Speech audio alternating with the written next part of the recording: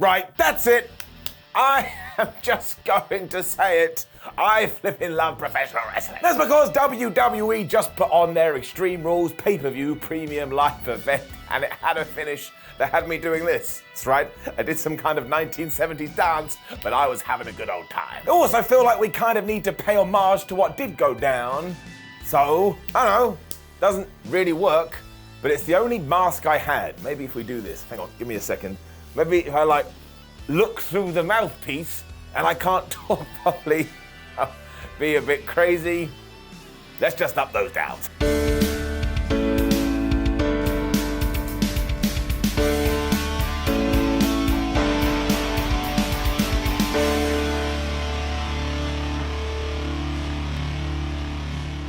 The very first thing we did learn at Extreme Rules is that Michael Cole and Corey Graves are now going to be our exclusive premium live event commentary team, and I actually think that's a good idea, because sometimes in the past we jumped from this guy to that guy, and then your nan walked in and it doesn't make any sense before it was time for a good old-fashioned Donnybrook. Now, your homework today is to walk up to someone that doesn't watch wrestling and say, do you know what a good old-fashioned Donnybrook is?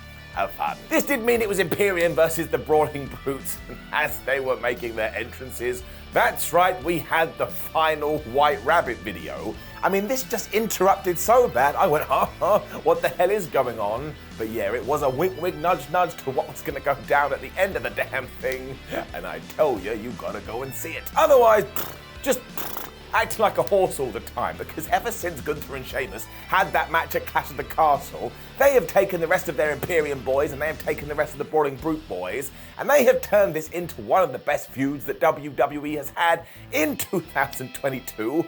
I mean, they just get in the squared circle and they all start punching each other in the face. Which is definitely just Pete Dunne now. You know, eventually WWE is just going to casually go, oh, it's Pete Dunne, and hope that nobody notices. And here's a weird thing to say, but it is true. I looked at Imperium when they were all stood there in their red pants, and I thought, man, they look good in those red pants. It's true. They all did kind of focus on Sheamus here, who did get thrown into Simba the Steel Steps and Barry Barricade.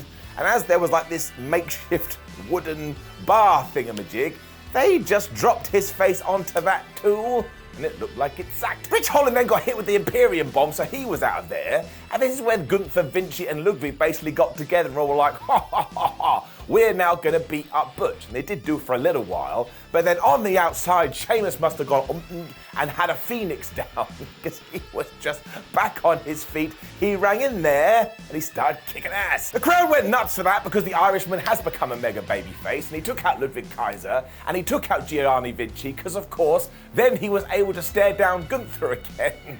And you know the deal. It was just big men slapping man meat. I know they said it all the time, but give me the big men, give me the man meat, and give me that slapping. There was then a top near fall after Sheamus did hit the bro kick, but Vinci broke it up with a springboard, and I thought that was totally unnecessary, but I loved it. This is kind of when the tag klaxon went off. But basically, the tag klaxon went off in the first 1 second, because this was just 6 people going bonkers. Sheamus didn't care because he busted out the Irish Curse backbreaker and he locked on the cloverleaf again.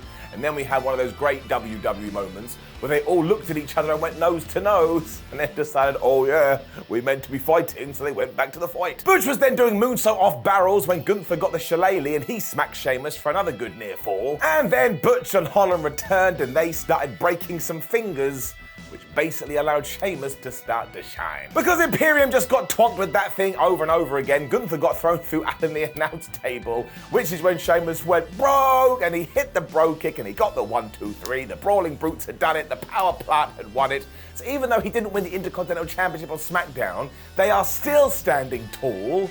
And in many ways, this feud may continue, and it's been going on for 72 years, but do I care? Absolutely not. Just keep hooking it to my veins. Give it up. We then just had the oddest conversation backstage with The Miz, because somebody said to him, hey Miz, why are you at Extreme Rules? And he said, well, it's my birthday party tomorrow, and I want to talk to Triple H about it.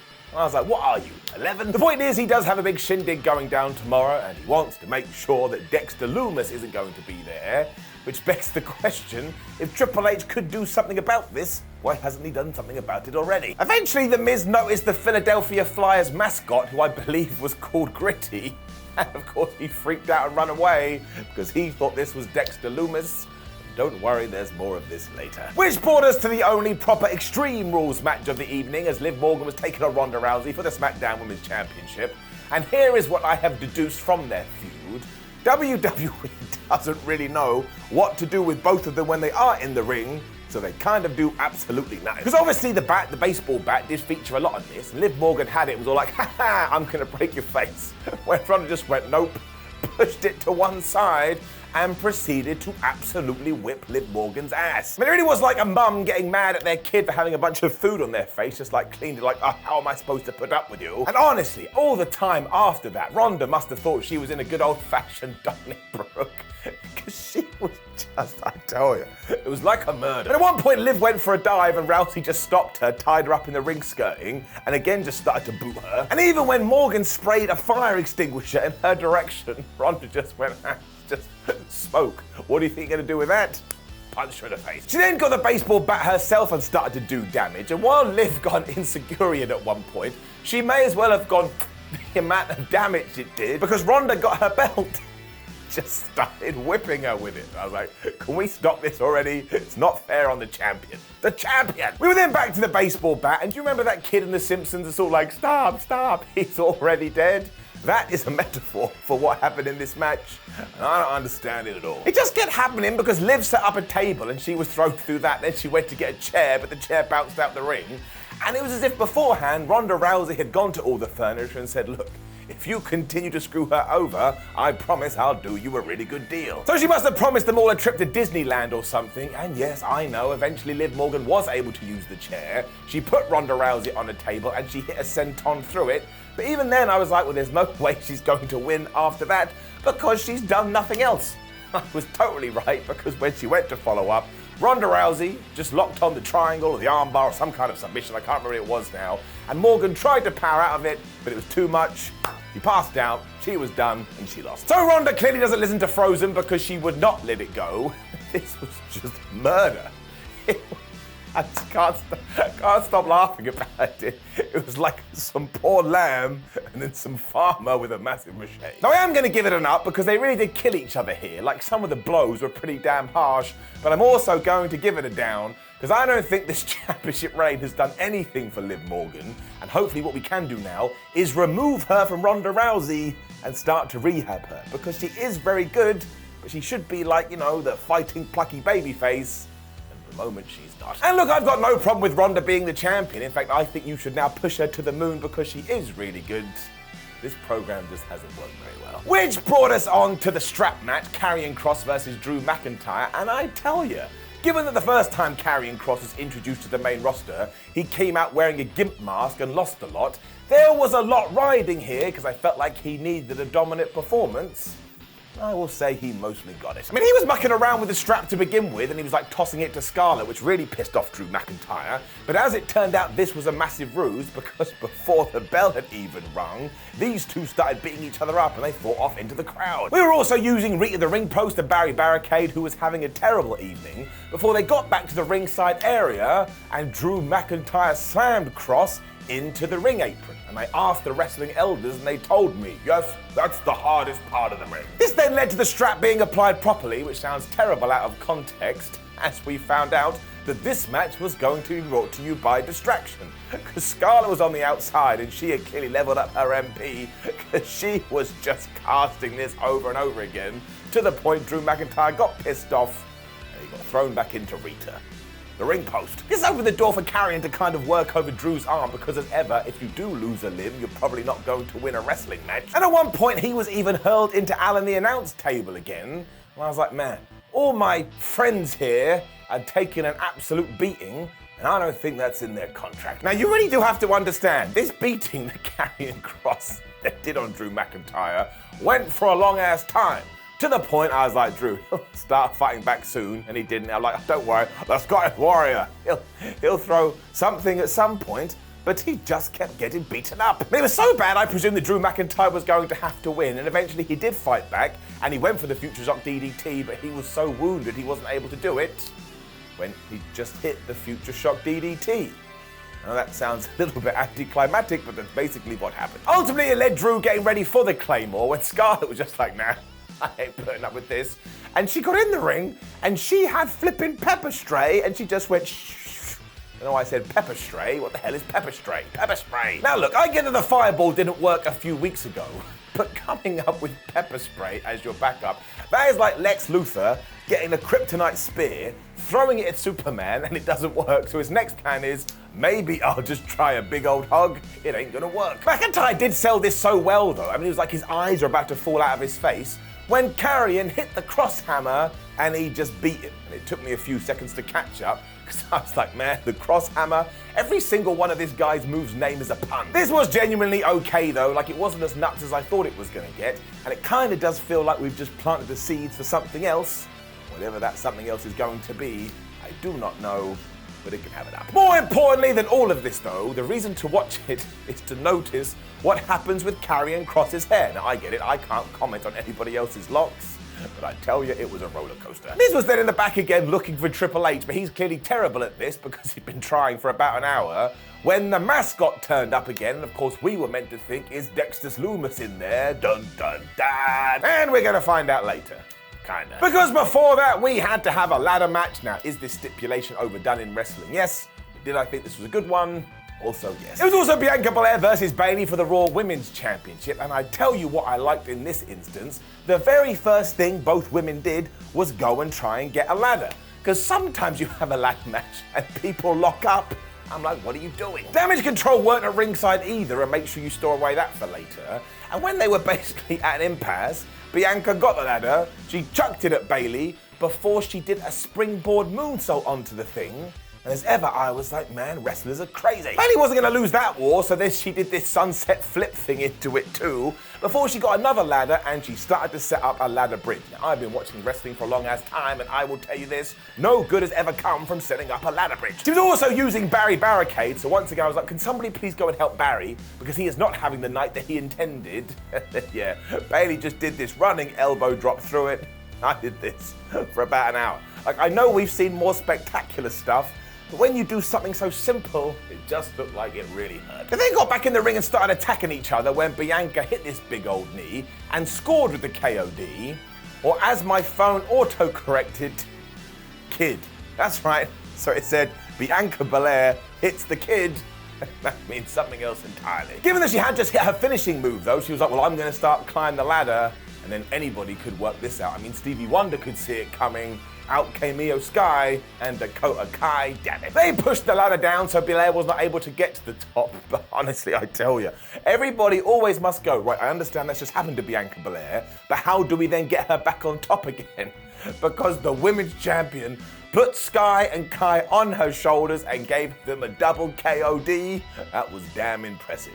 Well, once again, as my phone said, the double kid, I gotta fix my phone. It completely depleted her HP though, so Bayley was able to get back in there and hit her with the rose plant. And then she decided, I know what I'll do. I'll trap Bianca under the ladder, and then she's totally boned, and clearly Bayley has never watched a ladder match before, because as she started to climb, what did Bianca do? She used all her strength and she pressed the thing. Bayley went falling down to the floor. It took both out, so balance had returned to the force, so once again they did start trying to climb, but Bayley grabbed Bianca's hair and pulled it down. So then Belair was like, all right, well, you've just introduced it, so now I'm gonna use it as a weapon. And she whipped the shit out of her. That also allowed her to hit a KOD onto the ladder, and I was like, oh my God, I'm never gonna get over that. She got to the top, she was able to reclaim her championship, and she won. That kind of surprised me a little bit, because surely the feud is over now, but who the hell knows? I mean, they're definitely gonna do something at War Games when Survivor Series rolls through. But look, once again, they put a lot of effort in. I thought this was a lot of fun. And then Judgment Day underlined the fact that they have come of age, and they're one of the best damn heel groups in WWE. Excellent. For it was Finn Balor versus Edge, and I just want to say two things. One, I was excited about this straight away because I wanted to see Finn Balor versus Edge for ages. And also, two, I got my prediction right.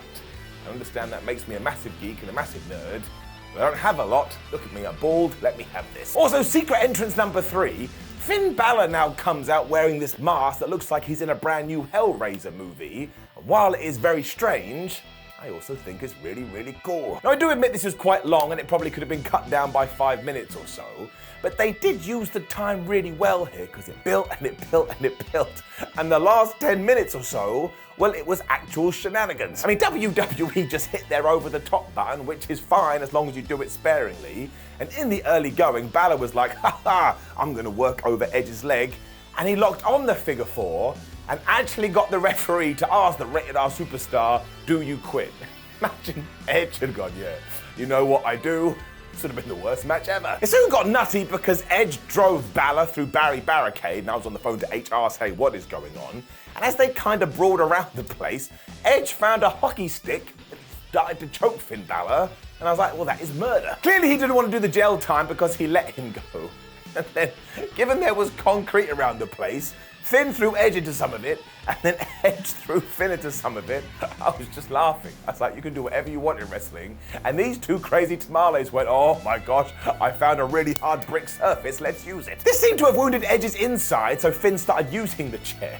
But Edge did not give a flub, because he refused to quit, and the whole time he kept saying, screw you, Finn, screw you. Which he shouldn't have done, because Balor was like, all right, well, I'll just beat you up twice as much. It ended with him going for a crossface, but what he was not ready for was Edge putting his foot on his ass and just pushing him face first into a chair. And I was like, oh, nuts, he's gonna be busted. As soon as Edge followed this up with a leg lock too, of course, out came Damian Priest and Dominic Mysterio, and they just started causing all kinds of distractions, but Edge was having none of this. So he pushed them to the outside, he saw that Balor was on the apron, and he speared Finn through the ropes into the rest of Judgment Day. I was like, fair play, Edge, that rocked. What he must have totally forgotten about, though, is that there's an extra member to the group, and this is when Rhea Ripley teleported in. She grabbed Edge's arm, she handcuffed him to the ropes. They were definitely going to finish him off when Rey Mysterio came out to an absolute massive reaction, but he is terrible at saving the day because he barely did anything before Dominic, his son, started to beat up his daddy, and I was like, Dom, you have definitely forgotten he who bore you. Now, it was kind of obvious what was going to happen, but there's nothing wrong with doing the obvious, because 9 times out of 10, that's what makes sense. So this is when Beth Phoenix ran in from the crowd, and she just started going absolutely potty, including staring off with Rhea Ripley before she beat her up. I mean, she hit her with a spear, and then she got the key, and she freed Edge, which left Edge and Dominic Mysterio in the ring. And fair play to Dommy Boy. Straight away, he was like, I was just kidding with you, uncle. Let's have a little old shake of the hands. And Edge was like, all right. And he booted him in the testicles, which means if you were hoping to ever see Rey Mysterio Jr., you ain't getting it. This is when Finn realized, oh my gosh, I meant to be in this match. So he came back with the sling blade. But then Edge hit him with 1 spear, 2 spear, 3 spear, 4 spear, 5 spear, 6 spear, 7 spear. I mean, he just kept hitting him, and it looked like the thing was done when the Judgment Day returned. Because the idea was that Balor was ready to give up when all of a sudden Rhea had some brass nuts. She punched Beth Phoenix right in the face and knocked her out, and then she got a couple of chairs and she was gonna give her the concerto. So of course Judgment Day then grabbed Edge and was basically like, listen, Adam, you absolute piece of goobs, unless you quit, we're going to murder your wife, so what are you gonna do? And Edge was like, all right, good point, I quit. I mean, there was more dramatization to this. I'm just giving you the facts. Because I am a terrible person too, I did silently go, well, I hope Rhea Ripley still does hit that concerto, because she's meant to be an evil human, and then she did it. And I was like, man, that was good. So yeah, this was an absolute pile of madness, but the ending and the story was just oh so damn good. I mean, everybody can understand this. He had a family, and he did what he had to do, and now of course we can do the Mick tag, which we've been teasing for ages. So once again, it gets a round of applause, and I am definitely giving it an up. And then The Miz beat up the mascot. I mean, talk about a 180. Of course, the trick was that Dexter actually wasn't in this costume. This is when he appeared behind The Miz, then he choked him out before stroking his hair. And the best part of this is that he helped the mascot up, who walked over to The Miz and gave him a shot of his own. Now, I still don't know where this is headed, because all Loomis seems to do is choke The Miz out and then walk off into the distance. But was this a fun little skit that kind of held Extreme Rules together? I think so. This, of course, meant our main event was the fight bit between Seth Rollins and Matt Riddle, with Daniel Cormier as a special guest referee. And this worked straight away because it's just different. Like, it's just a steel cage, but there's a platform in the air and the ring doesn't have any ropes. So this is as close to MMA within wrestling that you're going to get. and I certainly would take more of it. We also really sold the fact that Riddle has experience within this thing. And straight away, he was just bouncing off the cage like he's Mario when he's crawling through Bowser's castle. I mean, he hit this crazy kind of insecurity thing before he started punching Seth right in the face. This is when Daniel Cormier kind of grabbed Riddle and threw him off. Now, I do get this to a certain point because Riddle was so crazy, he'd have hit DC as well. I was like, wait a minute, this is meant to be the fight pit. Let them fight in a pit. Naturally, that gave Rollins enough time to recover, so he went berserk. But once again, Daniel was like, look, everybody just calm down. So I suppose the rules of the fight pit are make sure you do have a fight, but then back it off a little bit. Seth then set Matthew into the cage, and Daniel Cormier did start his count because in a fight pit, you can only lose by being knocked out or by submission. But once again, this thing was never going to end that way, and instead we started to get into escalation. Because we really started to focus on the fact that we're going to whack each other in the head as hard as we can, and then throw the other person into the steel. It made me feel a little bit wibbly wobbly because it was so violent. A surprise RKO also sent everybody loopy, especially when Rollins came back with a curb stomp. But given that none of this was working, he then came up with an idea, and I tell you, my friends, it was insane. Because he did some maths and realized, well, wait a minute, if I do a normal stomp, that hurts like times 10, but maybe if I do a stomp from higher up, that will hurt times 20, so he did it. And I've already told you about that platform that was around the top. So these two crazy people climbed up there and they started to fight, and for some reason, I started to get vertigo like I was really worried. When they were up there too, Rollins powerbombed Riddle into the side of the cage and gave him a pedigree. So I was like, my word. And do you know what Matthew retaliated with? The RKO. So you've got to go and see this because I promise you I'm not doing it justice. Cormier then refused to do the count because, of course, these two guys were on the platform. Like, look, you've got to be in the ring. But this is when Seth Rollins just fell off. And even that was terrifying, but not as much as when Riddle went, oh, look, I'm on the platform and he's not. Why don't I hit the floating bro or the broton or whatever it's called? And he did it. And not only did it look like he crushed Seth, but Riddle landed right on his coccyx. Wrestlers are nuts. He followed this up with a triangle, and Rollins was so scared that he was going to lose, he started throwing Riddle around. But it was too much, and he had no place to go. So he tapped out, and Daniel Cormier was like, you did it, Riddle. I really thought this was good. I mean, I did think that DC was going to do a little bit more, and some of his interactions were bizarre. I'm a big fan of the man, so it certainly added to it. And look, finally Riddle got his win over Rollins in a match that is now his signature, and you can bring back maybe once or twice a year. I am definitely giving it up. And then, my friends, Extreme Rules went nuclear. Because for starters, Triple H did that favorite old trick of his when the copyright logo came up in the corner, which usually signals the end of the show, which no doubt left loads of people in the internet wrestling community shouting, oh, there's no Bray Wyatt, I hate everything. And I was like, would you calm your horses? It got even better because Michael Cole then started to go, wait, are we still on the air? Corey, why are we still on the air? So it felt like they were confused too when the lights went out, and this was just Power Fire 9000. Every single person in this arena knew what was going to happen, and they were ready for it, and they just brought the noise. I was going crazy too, especially when over the loudspeakers somebody started to sing, he's got the whole world in his hands, and I actually got goosebumps. I was like, this is why wrestling is great, and this is why wrestling doesn't make any sense. Why am I getting chills from somebody singing the whole wide world in his hands? The visual was also tremendous because everybody turned their phone lights on. You know, we used to do that, and now we're doing it again. When the camera started to focus on some individuals. Because we saw Huskus the Pig Boy, then the Buzzard, then Rambling Rabbit, then Abby the Witch, then there was a burned feed mask on the announce table, then we saw the Fiend properly. And these weren't the toys, they were real life versions.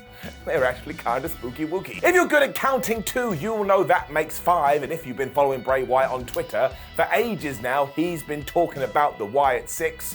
So if you take 5 and you add Bray Wyatt, what does that make? You've got it. So guess who was about to come out? Beforehand though, we got this creepy video that was like the Firefly Funhouse if we'd run out of production budget and a serial killer had run around. And once again, it was quite terrifying. When we cut to this new mask, and I'd love to tell you what it said, but all I could hear was this.